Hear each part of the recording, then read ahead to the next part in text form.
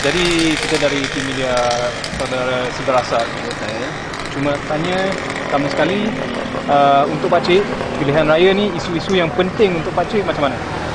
Isu yang penting sekali pada berkenaan pasal satu daripadanya rasuah, keduanya pasal harga barang, kenaikan harga barang, ketiganya banyaklah pemimpin-pemimpin yang tak amanah.